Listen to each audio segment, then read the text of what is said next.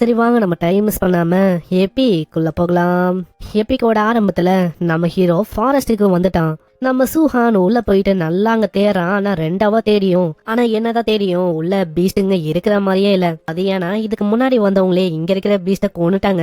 அதனால முன்னாடி இருக்க ஏரியால அவளைக்கும் அங்க பீஸ்ட் இல்ல.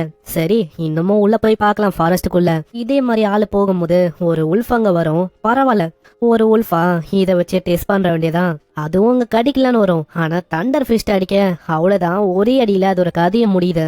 பரவாயில்ல, நான் யோசிச்சதை விட மாஸ்டருங்க கூட சண்டை போறது ரொம்ப எக்ஸைட்டிங்கா இருக்கு. ஆனா இது ஃபர்ஸ்ட் டைம்னால கையெல்லாம் ஒரு மாதிரி நடுங்கும். ஆனா எனக்கு நம்பிக்கை இருக்கு, இது கண்டிப்பா பழகிடும். பின்னாடி இப்படி யோசிக்கும் போது 2 கண்ணு தெரியும். அங்க ஒரு பெரிய பேர் வரும். மிடில் ஸ்டேஜ்ல இருக்க ஒரு பேர் தான் அது. அது நம்ம ஹீரோவை அப்படியே கொல்லலான்னு வரும். ஆனா அதுக்கு தெரியல நம்ம ஹீரோவோட வேகம் ரொம்ப அதிகம்னு. அடுத்த செகண்டே அதோட நிலைமையும் மோசமாவுது. அங்கேயே அதோட கதையும் முடியுது. பரவாயில்லப்பா, மிட் ஸ்டேஜ்ல இருக்க பீஸ்டையும் என்னால அசால்ட்டா கொல்ல முடியுது. இப்போ நான் கொன்ன பீஸ்டுங்களெல்லாம் வச்சு பார்த்தா இதை வச்சு ஒரு 3000 செக்யூர் பண்ண முடியும்னு நினைக்கிறேன். அங்க திடீர்னு ஒரு நோட்டிபிகேஷனும் வரும். உங்ககிட்ட மார்ஷியல் வேல்யூ அதிகமாவே இருக்கு, அதை வச்சு உங்களோட குவான்சி லெவல்ல இருந்து இப்போ ஒரு மார்ஷியல் ஆர்டிஸ்டா உங்களால பிரேக் த்ரோ பண்ண முடியும். அங்க இதை கேட்டோன்னே அதை பண்ணலாம் அப்படின்னு அவன் யோசிப்பான். ஆனா அதுக்குள்ள திடீர்னு ஏதோ ஒரு கத்துற சவுண்ட் கேட்கும். அங்க இதுலயே அங்க தெரியுது யாரோ ஒருத்தங்க பீஸ்ட் கூட பயங்கரமா சண்டை போறாங்கன்னு. அதனால ஆளு பயங்கர வேகமா அந்த இடத்துக்கு போறான். அந்த இடத்துக்கு வந்தா நம்ம ஹீரோக்கு பயங்கரமான ஷாக்கு. ஏன்னா முன்னாடி ஹை லெவல்ல இருக்க ஜெயிடு பைத்தான் அது அங்க இருக்கு. அங்க அது கூட ஒரு 2 பேர் கஷ்டப்படுறாங்க. ஆனா அந்த ஜெயிடு பைத்தான் ஒரே ஒரு அடிதான் அடிக்கும். அதுக்கே அவங்க நிலைமை மோசமாவுது. கரெக்டா நம்ம ஹீரோக்கு கீழே தான் அவங்க விழுவாங்க. அங்க இந்த டைம்ல அந்த பைத்தான் நம்ம ஹீரோவை நோட் பண்ணுது. சூஹான டெய்ல வச்சு அது தாக்கும். ஃபர்ஸ்ட் அட்டாக்ல தப்பிக்கிறான். ஆனா 2வது அட்டாக் அங்க மாட்டிக்கிறான். அதோட ஃபோர்ஸ் ரொம்ப அதிகமா இருக்கும். வாயில இருந்து அப்படியே ரத்தமா ஊத்துது. நம்ம ஹீரோவோட பிசிக் இப்போ ரொம்ப பெரிய லெவல்ல இருக்கு. இல்லன்னா அவ்வளவுதான், ஆளு எப்பயோ இறந்து போயிருப்பான். முன்னாடியே இறந்து போயிருக்க அந்த பர்சனுடைய ஸ்பியர் ஆள் எடுத்துக்கிறான். அது கிட்ட நிக்கும் போது திரும்பவும் அந்த பீஸ்ட் ரொம்ப கொடூரமா தாக்க வரும். இந்த மாதிரி ஒரு பெரிய பீஸ்ட கொல்றதுக்கு இந்த இடத்துல நிறையவே மார்ஷியல் ஆர்டிஸ்ட் வந்தாதான் கொல்லவே முடியும். என்னோட கரண்டான லெவல்ல என்கிட்ட இருக்கிற எல்லா பவரையும் நான் மாஸ்டரி பண்ணிட்டேன். அதனால இந்த மாதிரி ஒரு பீஸ்ட என்னால கண்டிப்பா கொல்ல முடியும். அந்த பீஸ்ட் அங்க கடிக்கலான்னு வரும்போது ரேஜிங் சி ஸ்பியர் அந்த டெக்னிக்கா ஆளு பயன்படுத்துறான். அந்த ஸ்பியர் பட்டவுனே அதோட வயிறு அப்படியே கிழிஞ்சு போகுது. ஆனா அந்த பெரிய பைத்தானி இன்னமும் அங்க சாகல.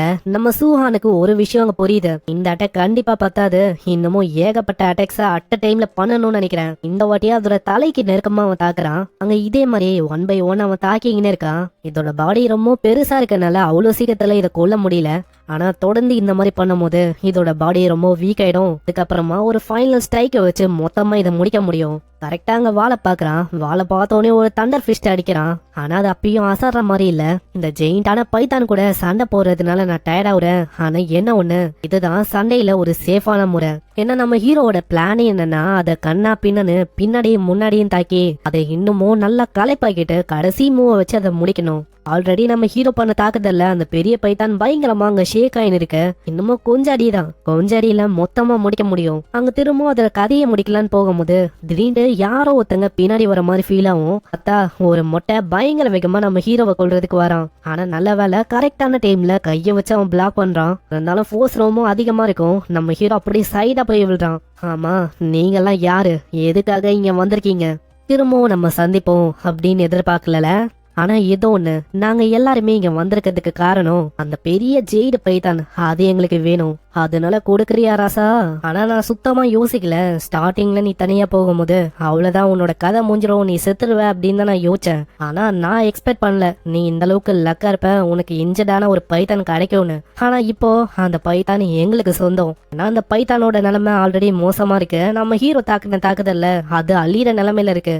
அங்க இவங்கள பார்க்கும் போது நம்ம ஹீரோக்கும் அவங்க தெரியுது, இவங்க வந்திருக்கிறதுக்கு காரணமே அந்த பெரிய பைத்தான். அதுதான் இவங்க 5 பேருமே மார்ஷியல் ஆர்டிஸ்டா இருக்காங்க. கண்டிப்பா ஒருத்தங்களையும் அட் டைம்ல என்னால தோக்கடிக்க முடியாது. ஏன்னா எண்ணிக்கையில என்னை விட அவங்க அதிகமா இருக்காங்க. அந்த மொட்டையும் தாக்க வரும்போதே சொல்றான், தம்பி எங்க மாஸ்டர் சொன்னது உனக்கு கேட்கலையா? மரியாதையா அந்த பைத்தனை குத்துட்டு இந்த இடத்த விட்டு போறியா, இல்ல உன் கதையை முடிப்பா. ஆனா இதை கேட்கும் போது நம்ம ஆளுக்கு ரொம்ப கடுப்பாவுது. ஏண்டா இந்த இடத்துல கஷ்டப்பட்டு தாக்குறதுனா நான் ஊசியில தின்னுட்டு போறது நீங்களா, இது என்ன கதையா இருக்கு? அந்த இடத்துல ஃபயர் பவரை வச்சு பயங்கரமா ஒரு அடி அடிக்கிறான். அங்க ஆளு அந்த ஸ்ட்ரென்த்தை பார்த்து ரொம்ப ஆச்சரியமாகறான். ஆமா, யார் இவன், இவனோட ஸ்ட்ரென்த் அது ரொம்ப டெரிஃபையிங்கா இருக்கு. ஆனா இப்படி இவன் அசந்து இருக்கும் போது இத ஒரு வாய்ப்பா வச்சு மூஞ்சில அடிக்க அவ்வளவுதான் மொட்டை அங்கே மயங்கி போறான். அந்த ஈயும் இந்த டைமண்ட் ஃபிஸ்ட பார்த்தோன்னே அந்த பர்சனுக்கு அங்க தெரியுது, இந்த டைமண்ட் ஃபிஸ்ட் இது அவனே தான். இதுக்கு முன்னாடி அரினால ஒரு மின்னோட்டர் மாஸ்கோட நான் சண்டை போட்டேன், அதே டைமண்ட் ஃபிஸ்ட் அதே பவர், அப்பனா அது நீதானா? அங்க சூஹாங்கும் புரியுது இவன் வேற யாரும் இல்ல, நேத்து சண்டை போட்ட அதே ஒயிட் மாஸ்க் அவன் தான். உடனே அங்க ஈயும் சொல்றான், உனக்கு தெரியுமா நேத்து உன்னால நான் எல்லாரும் முன்னாடி எந்த அளவுக்கு அசிங்கப்பட்டேன்னு? சீக்கிரம் என்ன பண்ணிருக்கீங்க, சீக்கிரமா அவனை முச்சு விடுங்க. அங்க 4 பேருமே அட் டைம்ல அட்டாக் பண்ண வர நம்மால பயங்கர வேகமா ஓட ஆரம்பிக்கிறான். அங்க பின்னாடியே அவங்க தோத்தின்னு வராங்க. ஆனா ஃபாரஸ்டுக்குள்ள எங்க இருக்கான் அப்படின்னு அவங்களுக்கு தெரியல. அங்க மாஸ்கோட இருக்கிற ஒரு பர்சனும் வந்துட்டு, நம்ம நிறைய பேர் இருக்கோம், அப்புறம் எதுக்காக நம்ம ஒரே ஒரு பர்சனை பார்த்து பயப்படணும், தைரியமா நம்ம முன்னாடி போயிட்டு தாக்கலாம். ஆனா நம்ம ஹீரோவோட டார்கெட்டே அவன் தான் ஃபர்ஸ்ட். அங்க பின்னாடி வர அங்க ரியாக்ட் பண்ணுவான், ஆனா ரொம்ப லேட்டு. அடுத்த செகண்டே ஒரே அடியில நாக் அவுட் ஆயிடுறான். அங்க இத பார்த்து ரொம்ப ஆச்சரியமா வரா, அந்த பையனோட வேகம் அது ரொம்ப அதிகமா இருக்கு. மாஸ்டர் எனக்கு பயமா இருக்கு, தண்டர் ஃபிஸ்ட் அவனால 9 முறை பயன்படுத்த முடியுது, அப்பனா அவன் மாஸ்டர் பண்ணிட்டான்னு நினைக்கிறேன். அதே மாதிரி அது கூடவே அந்த டைமண்ட் ஃபிஸ்டையும் ஆளு மாஸ்டர் பண்ணிருக்கான். இப்படி இருக்கும் போது நம்மளால எப்படி அவன் கூட சண்டை போட முடியும்? வாய மூடு. நான் என்னதான் ஆளு இப்படி சொன்னாலும் ஸ்டில் இப்பயும் அந்த விஷயத்த பத்தி தான் ஆளு யோசிக்கிறான். ஏன்னா அந்த டைமண்ட் ஃபிஸ்ட் தண்டர் ஃபிஸ்ட் ரெண்டுத்தையுமே ஆளு மாஸ்டர் பண்ணி வச்சிருக்கான். அங்க இப்படி இவங்க யோசிக்கிறத மேல இருந்து நம்ம ஹீரோ பாத்துன்னு இருக்கான். அங்க டிஸ்ட்ராக்ட் பண்ணும் சொல்லி ஒரு ஈட்டியை எறிறான். அந்த ஈட்டியை பார்க்கும் போது சைட்ல இருக்க ஒரு பர்சன் டிஸ்ட்ராக்ட் ஆவான். அவனை ஒரே அடி, அவ்வளவுதான் ஆளும் அங்கேயே நாக் அவுட் ஆகுறான். அட மாஸ்டர் ஈ, அந்த பையன் நம்மள விடவும் பல மடங்கு ஸ்ட்ராங்கா இருக்கான்னு நினைக்கிறேன், எனக்கு பயமா இருக்கு மாஸ்டர் ஈ.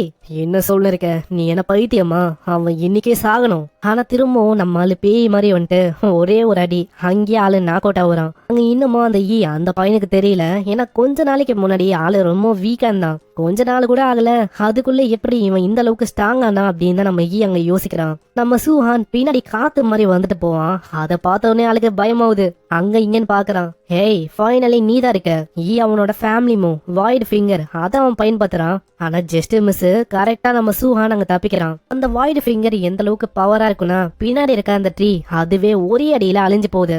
சூஹான கண்ணா பின்னான்னு அவன் தாக்குறான். ஆனா சூஹான் மேல ஒரு அட்டாக்கும் அவங்க பற மாதிரியே இல்ல. அந்த வாய்ட் ஃபிங்கர் அது ஒன்னும் லோ கிளாஸ்ல இருக்க ஒரு பவர் மாதிரி எனக்கு தெரியல, அட்லீஸ்ட் கிளாஸ் பி ஆச்சு இருக்கும். டேய், எங்க ஓடி போகலான்னு பாக்குற? உன்னோட முகம், நீ யாரு என்ன எல்லாமே எனக்கு தெரியும். அப்படியும் என்ன தாக்கி ஹர்ட் பண்ணலான்னு யோசனா டெஃபினட்டா உன்னை கொல்ல நான் வருவேன். உன்னையும் கொள்ளுவேன், உன் ஃபேமிலியும் ஒட்டு மொத்தமா வேரோட கொள்ளுவேன். ஈ பண்ண பெரிய தப்பியாதான். ஏன்னா நம்ம ஹீரோக்கு ஃபேமிலின்னு இருக்கிறது அங்கிளும் ஆன்டியும் தானே. அதனால ஆளு கடுப்போட உச்சத்துக்கு போயிடறான். என்னது ஃபேமிலியை நீ கொல்ல போறியா? அதுக்கு நான் உன்னை விட்டாதான்டா. அங்க மின்னல் வேகத்துல ஆளு வரான். ஹேய், உனக்கு தெரியாது என் ஃபேமிலி எந்த அளவுக்கு பெரிய ஃபேமிலின்னு. ஆனா அதெல்லாம் நம்மால எங்க கண்டுக்க போறான். பின்னாடி வந்துட்டு நீ யாரா வேணா இரு, எவனா வேணா இரு, ஃபேமிலி மேல கைய வைக்கிறேன்னு வந்துட்டா உன்னோட நிலைமைய மோசமாக்காம நான் விட மாட்டேன். இந்த டைமண்ட் ஃபிஸ்ட மூஞ்சில அடிக்கிறான். மூஞ்சில அச்ச அடியில மூஞ்சி பேந்து போயிடும், ஆளுக்கு ரத்தமா ஊத்தும். அடிச்ச அடியில ஆளு எங்கேயோ போய் விழுறான். அந்த இடமே ஒரே போக மூட்டமா இருக்கும். அங்க சூஹானோ வரும்போதே சொல்றான், திரும்ப என்ன மிரட்டவோ இல்ல என்னோட ஃபேமிலிய மிரட்டவோ நீ பார்த்தன்னு வச்சுக்கிய, உன்னை மொத்தமா நான் முடிக்காம விட மாட்டேன். எனக்கு தெரியல நீ எப்படி பல மடங்கு ரொம்ப ஸ்ட்ராங்கா இருக்க. ஏன்னா எனக்கு கிளியரா தெரியும் நீ இவன் ஒரு மார்ஷியல் ஆர்டிஸ்டாவும் இல்ல. நீ எக்ஸாக்டா என்ன? ஆனா இப்படி ஆளு சொல்லும் போது அங்க பின்னாடி அந்த பெரிய பைத்தான் இருக்கத ஆளு கவனிக்கல. அது அங்க வரும் லேட்டா தான் அவன் கவனிக்கிறான். அதனால அங்கேயே அவன் கதை முடியுது. நெக்ஸ்ட் நம்ம சூஹான் தான் அங்க டார்கெட். சூஹானும் அவங்க யோசிக்கிறான், நான் அந்த இடத்துல இவங்க கூடயே நிறைய டைம் ஸ்பெண்ட் பண்ணிட்டேன், அதனால நான் இதை கவனிக்கவே இல்லை. அந்த டைம்ல இந்த பைத்தான் நல்லாவே ரெக்கவர் ஆயிடுச்சு. இந்த சைடு நம்ம ஹீரோ எல்லாரையுமே அங்க நாக் அவுட் பண்ணிருப்பாங்க. அவங்க எல்லாருமே அங்க முடிச்சுக்கிறாங்க. அந்த பையன் ரொம்ப வியர்டா இருக்கான். ஆமா, நம்ம மாஸ்டர் ஈ அவரு எங்க போனாரு? அந்த பையன் என்ன நம்ம மாஸ்டர் ஈய முற்றி விட்டானா என்ன? மாஸ்கோட இருக்கிற பர்சனுக்கும் ஏதோ ஒரு சவுண்ட் கேட்கும். நம்மளும் அங்க கத்திக்கினே வரான். தள்ளி போங்க ஓடி பயலே, வசமா மாட்டீன, இந்த வாட்டி உன்னை நான் கொல்லாம விட மாட்டேன். ஆனா அவங்களுக்கு அங்க தெரியல பின்னாடி ஒரு ஜெயிண்டான ஸ்னேக் இருக்குன்னு. ஆனா கிட்ட வரும்போது அந்த ஸ்னேக்கையே அவங்க பாக்குறாங்க. அது வர வழியில அவங்கள அப்படியே முழுங்கிடும். இதனால இவங்களோட கதையும் அவங்க முடியுது. இவங்கள யாரையா வச்சனால நம்ம ஹீரோக்கு 30 மார்ஷல் பாயிண்ட்ஸ் அவங்க கிடைக்குது. அவங்க சைட்ல மாஸ்கோட இருக்கிற அந்த பர்சனையும் டெய்ல வச்சு முத்தி விடும். அங்கேயே ஆளோட கதையை முடியுது. திரும்ப ஒரு 30 பாயிண்ட்ஸ் அங்க கிடைக்குது. நான் சுத்தமா எக்ஸ்பெக்ட் பண்ணல இவங்க இன்டைரக்டா இறந்து போறதுக்கு எனக்கு இப்படி பாயிண்ட்ஸ் கிடைக்கும்னு. அவ்வளவுதான், அங்க இருக்கிற ஆளுங்களோட கதை முடியுது. அங்க திரும்பவும் நம்ம ஹீரோ தான் இப்ப டார்கெட். அங்க வாழை வச்சு அதே மாதிரி கொல்லலாம் அப்படின்னு ட்ரை பண்ணோம். ஆனா நம்மாலு பயங்கரமா அங்க இங்கன்னு தப்பிச்சு ஓட ஆரம்பிக்கிறான். என் கேட்ட போதுமான அளவுக்கு மார்ஷல் பாயிண்ட்ஸ் இருக்கு, சீக்கிரமா நான் பிரேக் த்ரூ பண்ணணும். அப்பதான் என்னால மார்ஷல் ஆர்டிஸ்ட் லெவலுக்கு போக முடியும், இந்த பாம்பையும் அசால்ட்ட கொல்ல முடியும்.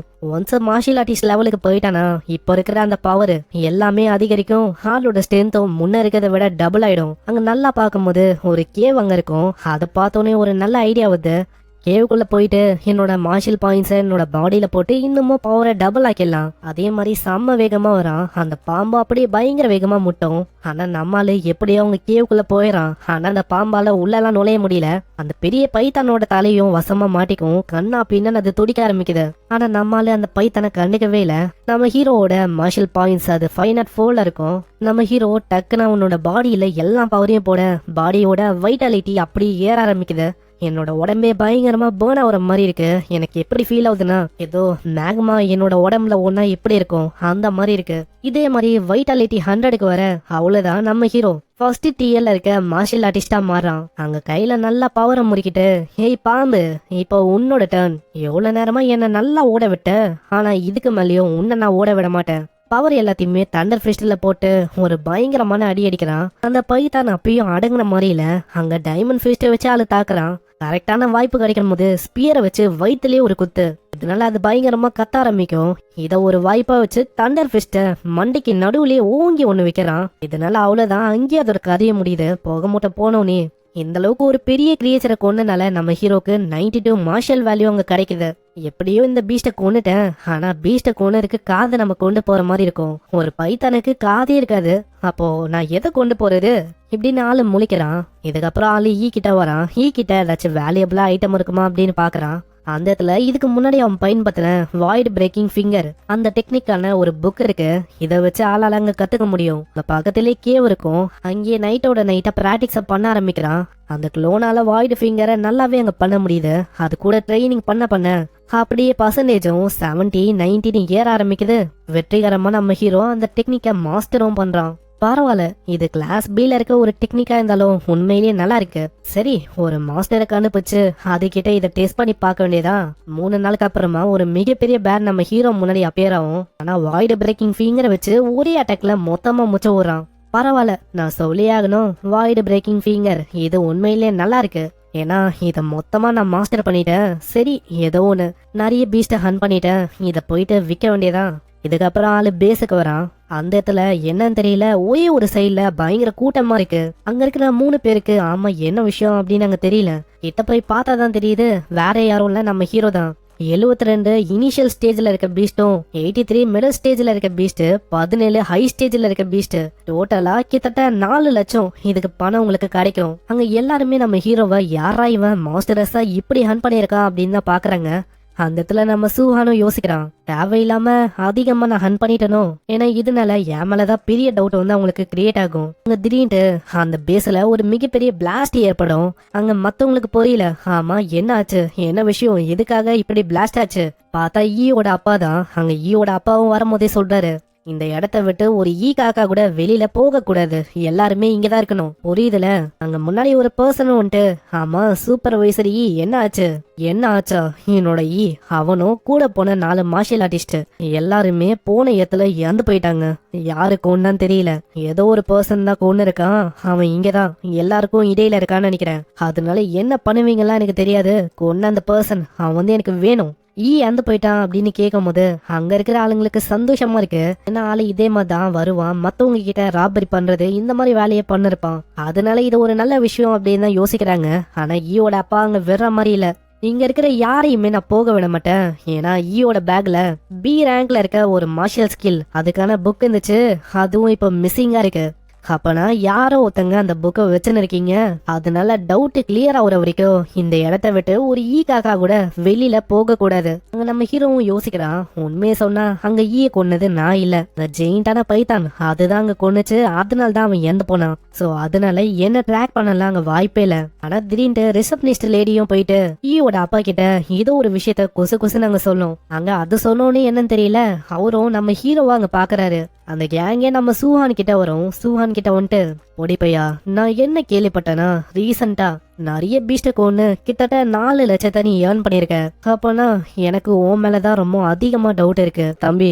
நான் என்ன கேள்விப்பட்டேன்னா ஏதோ பீஸ்டுங்களெல்லாம் கொண்டு 4 லட்சத்தை அடைஞ்சிருக்க அப்படின்னு நான் கேள்விப்பட்டேன். இந்த இடத்துல மெஜாரிட்டியா நிறைய பீஸ்ட கொன்னதுன்னு பார்த்தா அது நீதான். அங்க இதுல அந்த லேடியும் வந்துட்டு, ஆமாங்க அதேதான். எனக்கும் ஸ்டார்டிங்ல ரொம்ப டவுட்டா இருந்துச்சு. ஏன்னா எப்படி ஃபர்ஸ்ட் ரேங்க் இவனால அடைய முடியும், இவனால எப்படி பாசிபிளி இந்த அளவுக்கு அதிகமா பீஸ்ட கொல்ல முடியும். இந்த பையன் கண்டிப்பா மாஸ்டர் ஈயோட பேக்ல இருந்து நிறைய விஷயங்களை இத்திருக்கவும் வாய்ப்பு இருக்கு.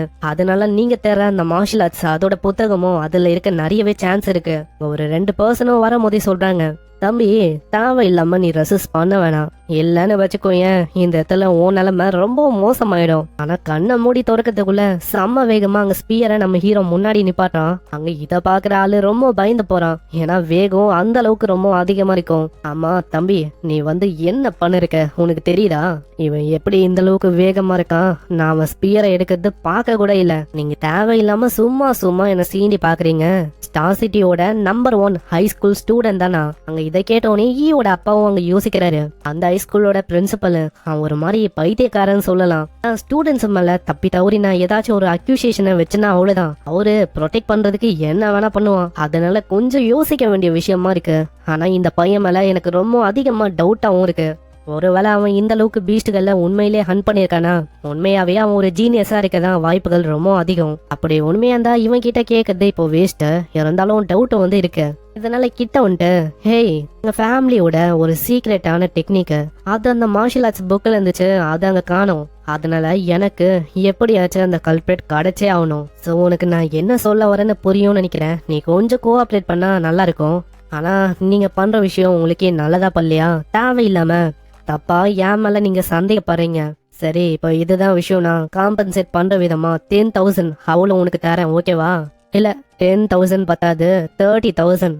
நம்ம ஹீரோ எதுக்காக இப்படி சொல்றானா, ஏன்னா நம்ம ஹீரோ ஒன்னும் அந்த பையனை கொல்லல.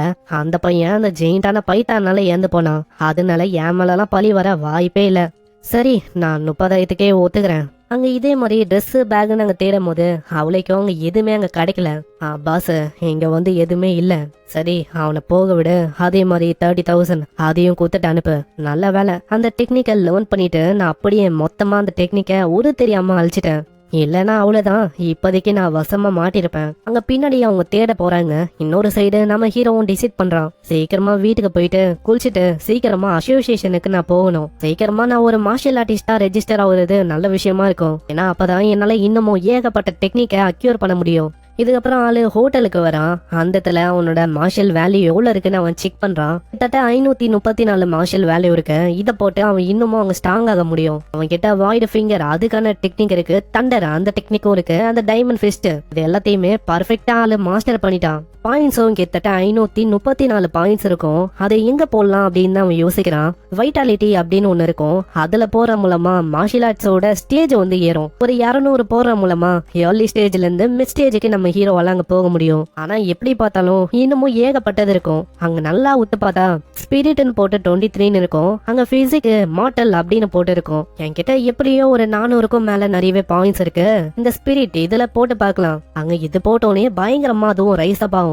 ஆனா அந்த அளவுக்கு டிஃபரன்ஸ் அவனுக்கு ஃபீல் ஆகல. ஆளும் யோசிக்கிறான், இது பாடி சம்பந்தப்பட்ட மாதிரி ஒரு ஸ்கில் இல்லன்னு நினைக்கிறேன். இதனால நம்ம ஹீரோட பிசிக் மேல எல்லா பாயிண்டையும் போட்டு விட அவ்வளவுதான் அதோட பர்சன்டேஜ் அப்படியே 36க்கு ரைஸ் அப் ஆகுது. இன்னமும் அவன் கிட்ட ஒரு 200 பாயிண்ட்ஸ் இருக்கும். திரும்ப எல்லாத்தையுமே அவன் பாடி மேல போறான். அங்க சூஹானோட உடம்பும் அப்படியே ஒரு பாடி பில்டர் மாதிரி செம்ம பெருசாகுது. என்னோட உடம்புல எல்லஸான எனர்ஜி அப்படியே சர்ஜ் ஆகுது, என்னால ஃபீல் பண்ண முடியுது. அது அப்படியே என்னோட பாடியில ஒரு பகுதியில போயிட்டு வருது. சூஹானோட பாடியும் கொஞ்ச நேரத்திலேயே கிராஜுவலா திரும்ப பழையபடி அங்க மாற ஆரம்பிக்கும். இப்பதான் நம்ம சூஹானுக்கு ரொம்ப நிம்மதியா இருக்கு. நான் ரொம்ப பயந்து போயிட்டேன். ஏன்னா நான் ஒன்னே நார்மலாவாம அதி சைஸா பல்கா இருந்தா அவ்வளவுதான். மத்தவங்க எல்லாம் என்னடா ஆச்சு உன் பாடிக்கு அப்படின்னு தான் கேட்பாங்க. ஏன்னா ஒரு நாள்ல யாரால இப்படி பல்காக முடியும். இதுக்கப்புறம் மார்ஷியல் ஆர்ட்ஸ் எக்ஸாம் எடுக்கணும்னு சொல்லி அங்க போறான். ஏன்னா அப்பதான் அபிஷியலான ஒரு மார்ஷியல் ஆர்டிஸ்டா நம்ம ஹீரோவால மாற முடியும். உள்ள வந்துட்டு அங்க ஒரு லேடி கிட்ட ஆளு சொல்றான், நான் எதுக்காக இங்க வந்திருக்கேன்னா மார்ஷல் ஆர்ட்ஸோட அசஸ்மெண்ட் அதை எடுக்கணும் அப்படின்னு வந்திருக்கேன். அப்படியா, கொஞ்ச நேரம் ஆகும், கொஞ்சோண்டு வெயிட் பண்ண முடியுமா? கண்டிப்பா, நீங்க பாக்குறதுக்கு ரொம்ப எங்க இருக்கீங்க, அதை வச்சே சொல்ல முடியுது. நீங்க ஃபர்ஸ்ட் டைம் இப்பதான் அசஸ்மெண்ட் எடுக்கணும்னு வரீங்க அதானே? பேசிக்கா ஒரு மார்ஷல் ஆர்டிஸ்டா நீங்க மாறணும்னா உங்களோட வைட்டாலிட்டி அது 100 ஆச்சும் இருக்கணும். ரெண்டாவதா உங்க காம்பேக்ட் பவர் அதுவும் 1000 ஆச்சும் இருக்கணும். இப்படின்னு அந்த லேடி மூலமா சூஹானுக்கு எல்லா விஷயமும் அங்க தெரிய ஆரம்பிக்குது. அங்க சூஹான் போகும்போது பின்னாடியே ஒரு 2 பேரும் அங்க பேசுறாங்க. ஆமா என்னப்பா, இந்த பையன் இவன் தனியா வந்திருக்கான், கூட மாஸ்டரும் யாருமே இல்ல. அது ஒருவேளை இப்படி இருக்கும்னு நினைக்கிறேன், அவன் டெஸ்ட் பண்ணணும்னு. ஆனா உன வந்துருவாங்க இந்த மாதிரி தான் டெஸ்ட் பண்ணணும், பெரிய ஆள் ஆகணும்னு. சூஹான் முன்னாடி இருக்க ஒரு விஷயத்த பார்த்து ரொம்ப ஆச்சரியமாகறான். அங்க ஒரு பையன் ஆல்ரெடி வைட்டாலிட்டியும் காம்பேக்ட் பவரையும் டெஸ்ட் பண்றான். வைட்டாலிட்டி 102 வந்தாலும் காம்பேக்ட் பவர் வெறும் 992 தான் வந்திருக்கும். இதனால ஆளு ஃபெயில் ஆயிட்டான். நெக்ஸ்ட் லீ மிங் அப்படின்னு ஒரு பையன் வரான். வைட்டாலிட்டியை டெஸ்ட் பண்ணும் போது 105 வரும். நெக்ஸ்ட் காம்பேக்ட் டெஸ்ட் லீமிங். அங்க மிங்கு இதுக்கப்புறம் காம்பேக்ட் பவரை டெஸ்ட் பண்ண போறான். அந்த இடத்துல பஞ்ச் பண்ற மாதிரி ஒரு மிஷின் இருக்கும். முடிஞ்ச அளவுக்கு வேகமா அவங்களோட பவரை வச்சு அங்க தாக்கணும். அதே மாதிரி மிங்கு அங்க பண்ண அங்க காம்பேக்ட் பவர் 1763 அப்படின்னு வரும். ஆளு இதே மாதிரி பாஸ் ஆகுறான். ஸ்டேஜ்ல இருக்க ஒரு மார்ஷல் ஆர்டிஸ்டாவும் மாறுறான். அங்க இன்னொரு விஷயமும் நம்ம ஹீரோக்கு ஞாபகம் வருது. இந்த பையனோட முழு பேரு அது லீ மிங். இதுக்கு முன்னாடி நம்ம ஹீரோ ஸ்பியருக்கான ஒரு டெக்னிக்க கத்துருப்பான். அங்க இருக்கிற டீச்சரோட டிசைபிள் தான் இந்த பையனா? அப்பனா அவருக்கு ஏகப்பட்ட டிசைபிள் இருக்காங்களா என்ன? அந்த மிங்கு அந்த பையன் வரும்போதே சொல்றான், தம்பி நெக்ஸ்ட் நீதான். நெக்ஸ்ட் நம்ம ஹீரோ தான் அங்க எக்ஸாமினேஷனை எடுக்கிறதுக்கு உள்ள போறான். மிங்கும் அதை பாத்துக்கினே யோசிக்கிறான், என்னோட ஏஜ்ல இந்த பையன் இங்க வந்திருக்கானா? இந்த ஏஜ்ல நான் எதுக்காக எக்ஸாமினேஷனை எடுக்க வந்தனா? நான் ரொம்ப ஜீனியஸ். ஆனா நீயும் என்னோட ஏஜ்ல இருக்கனா, உன்னை என்ன வச்சு கம்பேர் பண்ண முடியாது. ஏன்னா எல்லாருமே ஒரு ஜீனியஸா மாற முடியாதுல்ல. எப்படியோ ஆளு இங்க ஃபெயில் ஆகுதா போறான் இப்படின்னு ஆளு யோசிப்பான். அங்க திடீர்னு பின்னாடி இருக்க ஆளுங்களும், அட அந்த வைட்டாலிட்டி மிஷின் அது என்ன ப்ரோக் ஆயிச்சா என்ன? எதனால இது ரொம்ப ஹையா காட்டுது? இதை கேட்ட உடனே அந்த பையனும் திரும்பி பாக்குறான். அங்க 123 அப்படின்னு காட்டும். இம்பாசிபிள், எப்படி அவன் வைட்டாலிட்டி இந்த அளவுக்கு ரொம்ப அதிகமா இருக்கு? ஆனா ஏதோ ஒண்ணு, நான் இதுக்கெல்லாம் ரொம்ப ஆச்சரியமாக வேணா. வைட்டாலிட்டி வேணா அதிகமா இருக்கலாம், காம்பேக்ட் பவர் அதுதான் எல்லாமே. காம்பேக்ட் பவர்லாம் எப்படியும் கம்மியா தான் இருக்கும். நெக்ஸ்ட் நம்ம ஹீரோ காம்பேக்ட் பவரை டெஸ்ட் பண்ணணும்னு அந்த இடத்துக்கு வரான். நான் ஆல்ரெடி என்னோட பிசிக்கு என்னோட பவர் எல்லாத்தையுமே ரொம்ப ரைஸ் அப் பண்ணிட்டேன். அதனால என்னோட பவரை நான் ரொம்ப கம்மியா பயன்படுத்துறது நல்ல விஷயமா இருக்கும். போன வாட்டி 70% பவருக்கே அது நாசமாயிடுச்சு. அதனால இந்த வாட்டி ஒரு 40 அது போதுமா தான் இருக்கும். இல்ல திடீர்னு 40 ரொம்ப கம்மியாச்சுன்னா 50 நல்ல விஷயமா இருக்கும். 50% பவரை பயன்படுத்துறது சேஃபா இருக்கும். அங்க ஓங்கி ஒரு பஞ்ச் அடிக்கிறான். நம்ம ஹீரோட பஞ்ச் ரொம்ப வேகமா இருக்கும். பஞ்சோட இம்பாக்ட்ல அந்த பெரிய மிஷினே அங்க பறந்து போய் செவுத்துல அடிக்கும். அங்க இத பாக்குற எல்லாருமே வாயை பொளக்குறாங்க. எப்படி அவனால இத பண்ண முடிஞ்சது? அந்த பெரிய மிஷின் அதையும் அவன் பறக்க விட்டானா? இந்த அளவுக்கு டெரிஃபையிங்கான பவர் அவன் கிட்ட இருக்கா? யாரு பாய்வன்? அவன் இன்னமும் ஒரு மார்ஷல் ஆர்ட்ஸ் அந்த டெக்னிக்கை கூட அவன் பயன்படுத்தல. அப்படி இருக்கும் போதோ எப்படி அவனால இந்த விஷயத்த பண்ண முடிஞ்சது? ஆச்சரியமான விஷயமே என்னன்னா, அந்த மிஷின்ல இப்பயும் அவங்க நம்பர் ஷோ ஆகுது. 3004 அப்படின்னு அங்க காட்டும். ஹை ஸ்டேஜ்ல இருக்க மார்ஷல் ஆர்டிஸ்டோட நம்பர் தான் அது. அதுவும் ஸ்டார்டிங்லயே நம்ம ஹீரோக்கு இப்பயும் அங்க காட்டுதுன்னு எல்லாருமே அங்க ஆச்சரியம் ஆகுறாங்க. மேலே இது எல்லாத்தையுமே ஒரு பர்சனை பார்த்துன்னு இருக்கான். அங்க இருக்கிற மொட்டையும், டீச்சர் கொஞ்சம் அங்க அந்த பையனை பாருங்க, அந்த பையன் அப்சல்யூட்டான ஒரு மாஸ்டரா இருக்கான். இந்த விஷயத்த பார்க்கும் போதே எனக்கு புரியுது. சீன் அப்படியே லின் அப்படின்னு மேல ஒரு லேடியை நோக்கி வரும். அவதான் இந்த மார்ஷல் ஆர்ட்ஸ் அசோசியேஷனோட பிரசிடென்ட். அங்க இப்பயும் போன்ல ஒரு நியூஸ் அவ பாத்துன்னு இருக்கா. பக்கத்துல யாங் சிட்டி அப்படின்னு ஒரு சிட்டி இருக்கும். அங்க இருக்கிற அசோசியேஷன்ல எல்லாருமே மாஸ்டர்ஸா இருக்காங்க. ஆனா அவனா எவனாச்சும் ஒருத்தன் ஜீனியஸா அங்க வந்துடுறான். நம்ம சிட்டில தான் யாருமே வரமாட்டாங்க அப்படின்னு அங்க லின்னுக்கு ரொம்ப கடுப்பா இருக்கு. நம்ம சிட்டில எதுக்காக இப்படியே எல்லாருமே இருக்காங்க? இதே மாதிரி போச்சுன்னா அவ்வளவுதான், என் வேலையை நான் அம்போன்னு இழக்க வேண்டியதான். ஆனா இப்படி இவ யோசிக்கும் போது, பிரசிடென்ட் ஒரு முக்கியமான விஷயம், நம்ம அசோசியேஷன்ல ஒரு மாஸ்டர்ஸான மார்ஷல் ஆர்டிஸ்ட் அப்பியர் ஆயிருக்கான். அங்க இத கேக்குறவ பயந்து போய் போன் அப்படி கீழே போட்டறா. மாஸ்டர்ஸான ஒரு மார்ஷல் ஆர்டிஸ்டா? அதுவும் இப்பதான் அவன் டெஸ்ட் எடுக்கிறானா? ஏர்லியான ஸ்டேஜ்லயே ரேங்க் 1 3000க்கும் மேல அவனுக்கு காம்பேக்ட் பவர் அதிகமா? இதுக்கப்புறம் நம்ம ஹீரோ கிட்ட ஒரு பர்சனும் அங்க பேசின்னு இருக்கான். நம்ம ரெஜிஸ்ட்ரேஷனுக்கு ஃபர்ஸ்ட் நம்ம செகண்ட் ஃப்ளோருக்கு போகலாம். அங்க போயிட்டு உங்களோட ஐடென்டிட்டிய மார்ஷல் ஆர்டிஸ்டா அப்படியே ரெஜிஸ்டர் பண்ணிடலாம். அதே மாதிரி அங்கேயே மீதி விஷயத்தையும் நம்ம பாத்துக்கலாம். அப்படியா, ரொம்ப நன்றி. ஆனா அதுக்குள்ள ஒரு வாய்ஸ் அங்க கேக்கும், போதும் இதுக்கு மேலயும் நீ அந்த விஷயத்த பாத்துக்க வேணா, நான் தான் வந்துட்டல, நான் அந்த விஷயத்த பாத்துக்கிறேன். பார்த்தா இந்த அசோசியேஷனோட பிரசிடென்ட் அதாங்க அதே பொண்ணு லின்னு அவங்க வந்திருக்கா. சூஹான், நான் தான் இந்த அசோசியேஷனோட பிரசிடென்ட், அதனால என் கூட வரியா? என்ன ஃபாலோ பண்ணு. ஓகே பிரசிடென்ட், ஆனா நார்மலா இந்த மாதிரி விஷயத்த ரெஜிஸ்டர் பண்றதுக்கு எதுக்காக பிரசிடென்டே வரணும்? நான் டியர் 5ல இருக்க ஒரு மார்ஷியல் ஆர்டிஸ்ட் அவங்க. நான் யோசிக்கல இந்த மாதிரி விஷயம் எனக்கு நடக்கும்னு. இதுக்கப்புறம் லின்னோட ஆபீஸுக்கு நம்ம ஹீரோ அங்க வரான். அங்க உடனே நம்ம லின்னோ, நீ வந்து ஸ்டார் சிட்டியோட நம்பர் 1 ஹை ஸ்கூல் அதுல இருந்து வந்திருக்க ஒரு பையன் தானே? அங்க லீ சாங் அப்படின்னு ஒரு வயசான ஒரு அவர்தான் அங்க பிரின்சிபலாவும் இருக்காரு. அந்த ஹை ஸ்கூல்ல இருந்து இது வரைக்கும் 2 பேர் தான் டியர் 1ல இருக்க மார்ஷியல் ஆர்டிஸ்டா மாறி இருக்காங்க. ஆனா நான் யோசிக்கல அந்த மாதிரி ஒரு ஹை ஸ்கூல்ல இந்த மாதிரி ஒரு ஹிடன் ஜெம் இருக்கும்னு. நீ ரொம்ப பெரிய ஜீனியஸா இருக்க தம்பி. நான் உங்ககிட்ட ஒரு விஷயத்த கேட்கலாமா? எல்லாமே இருக்கட்டும், எதுக்காக நீங்க என்ன இந்த மாதிரி ஒரு ஆபீஸுக்கு கொண்டு வரணும்? நான் எதுக்கு இங்க வந்தேன்னா மார்ஷியல் ஆர்டிஸ்டா ரெஜிஸ்டர் பண்ணணும், கைடன்ஸ் அலையன்ஸ் இது எல்லாத்தையுமே வாங்கிட்டு போகலாம் அப்படின்னு தான் வந்தேன். ஏன்னா ஒரு மார்ஷியல் ஆர்டிஸ்டா இருந்தா இந்த மாதிரி பீஸ்ட கொண்டுட்டு டக்குன்னு அதை பணம் வைக்கலாம். சாதாரணமான பர்சனா இருக்கும் போது நிறைய ப்ராசஸ் வந்து இருக்கும். அதுக்காக தான் ஆளு இங்க வந்திருக்கானே. அங்க உடனே நம்ம லின்னோம், நீ வந்து அதை பத்தி கவலைப்பட வேணாம். நீ சொல்ற விஷயம்லாம் ஆர்டினரியான பர்சனுக்கு ஒண்டிதான். உனக்கு நான் இந்த விஷயத்த ஹேண்டில் பண்ணிக்கிறேன். அதே மாதிரி கைடன்ஸ் டெக்னிக்கை பத்தி நீ சொன்னல, நான் அதையும் உனக்கு டீச் பண்றேன். ஆனா இந்த கைடன்ஸ் டெக்னிக் இத பத்தி உனக்கு எந்த அளவுக்கு தெரியும்? நான் கேள்விப்பட்ட வரைக்கும் இந்த ஹெவன் அண்ட் எர்த், இந்த ஸ்பிரிச்சுவல் QI, இந்த ஆட்ரிபியூட் எல்லாத்தையுமே நம்ம அப்சர்வ் பண்ணி நம்மளோட பாடி இன்னமும் ஸ்ட்ரென்தன் ஆகும் இப்படின்னு தான் நம்ம சூஹான் அங்க சொல்லுவான். இது எல்லாமே புக்ல போட்டிருக்க ஒரு விஷயம் தான். இது கரெக்டே இல்ல அப்படின்னு சொல்ல முடியாது. இப்போ நீ சொன்னல அப்சர்வ் பண்ணிட்டு பாடியை ஸ்ட்ரென்தன் ஆக்கும், அது ஒண்டிதானான்னு கேட்டா அதுதான் கிடையாது. ஃபார் எக்ஸாம்பிளுக்கு என் கையில பாத்தியா, இது அந்த கைடன்ஸ் டெக்னிக் மூலமா உருவான ஒரு ஹெவன்லி ஃபிளேம் இது. சோ இதுல நான் ஃபயர் ஆட்ரிபியூட்டை அப்சர்வ் பண்ணி QI மூலமா நான் ஃபயரை வெளிப்படுத்துறேன். சோ இதனால என்னோட பாடி இன்னமும் ஸ்ட்ரென்தன் ஆகும். அதே மாதிரி ஃபயரோட என்னோட அட்டாக் பவரும் பல மடங்கு ரொம்ப அதிகமாகும். வெறும் அட்டாக் பண்ண வேண்டிதான் இது உதவுமான்னு கேட்ட கிடையாது. ஃபயரை பெரிய அளவுல லாங்கான டிஸ்டன்ஸ்லயும் இந்த மாதிரி பெரிய பிரஷர்ல உன்னால ரிலீஸ் பண்ண முடியும். இதை கேட்கிற நம்மளால ரொம்ப ஆச்சரியமாகறான். என்னது அப்பனா இப்படியும் அந்த பவர்ஸை பயன்படுத்த முடியுமா? புக்ல இந்த மாதிரி விஷயத்த நான் கேள்விப்படல. இது ரொம்ப புதுசா இருக்கு.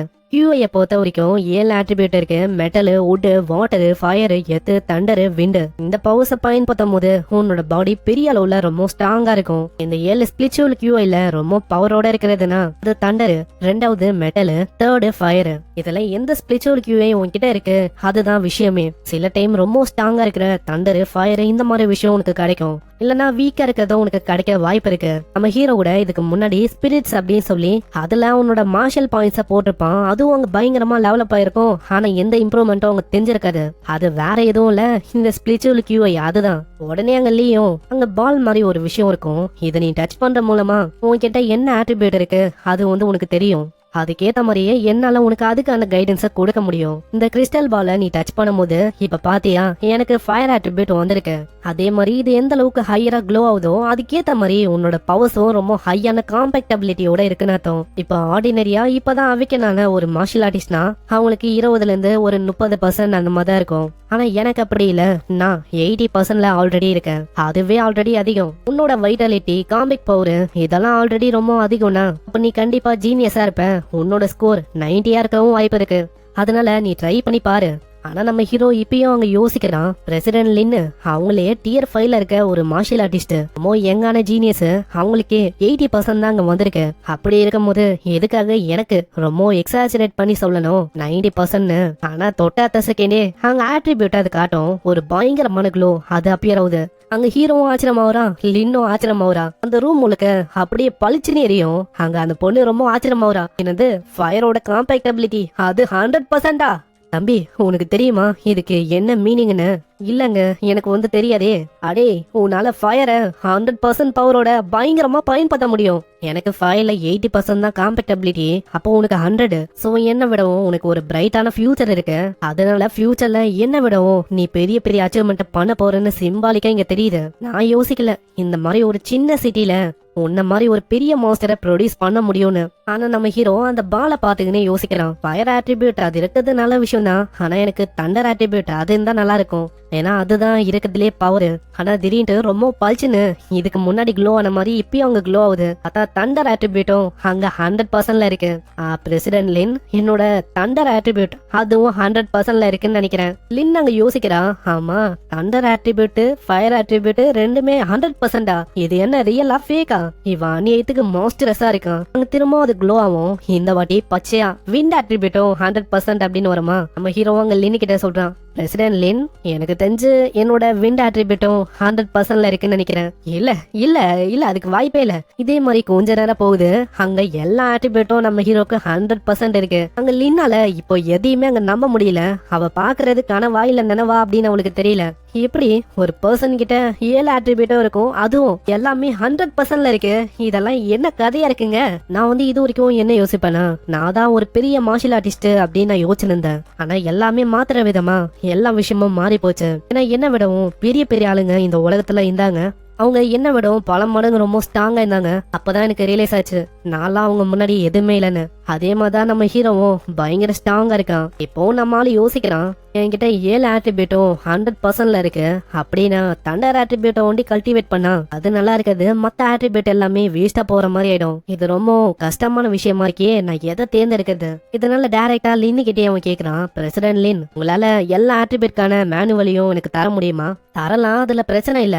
ஆனா நான் இப்பயே சொல்லிடுறேன், ஹியூமன் எனர்ஜிக்குன்னு ஒரு லிமிட் இருக்கு. நீ என்னதான் பிராக்டிஸ் பண்ணாலும் உன்னால எல்லாத்தையுமே மேக்ஸ் அவுட் பண்ணவே முடியாது. அதனால பெஸ்ட் ஒன்னே இல்ல 2 அதை ஒண்டி நீ பண்றது நல்லா இருக்கும். பாஸ்ட்ல உன்ன மாதிரியே நிறைய பேரு இந்த 7 ஆட்ரிபியூட்டையுமே பயன்படுத்துறேன் அப்படின்னு நிறைய பேரு ட்ரை பண்ணாங்க.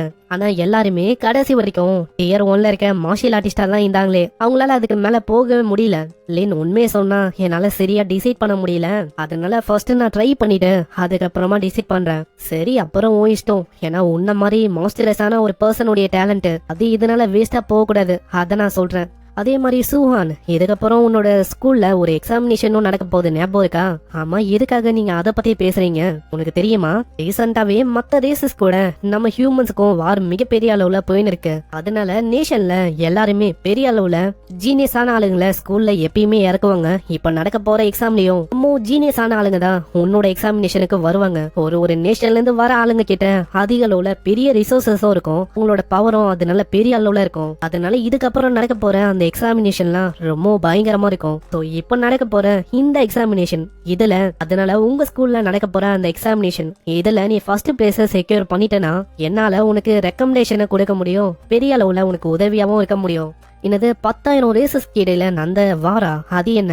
அப்புறம் தான் நாளைக்கு ஞாபகம் வருது, நம்ம சூஹான் ஒரு சின்ன பையனா இருக்கும் போது மான்ஸ்டர்ஸ்க்கும் ஹியூமன்ஸுக்கும் ஒரு பெரிய வார் நடந்திருக்கும். அந்த டைம்ல தான் நம்ம ஹீரோட பேரண்ட்ஸ் அவங்க ட்ராஜரியில இறந்து போயிட்டாங்க. நம்ம ஹீரோவும் அனாதையானா. அப்பதான் அங்கிளும் ஆன்டியும் நம்ம ஹீரோவை வளர்க்க ஆரம்பிச்சாங்க.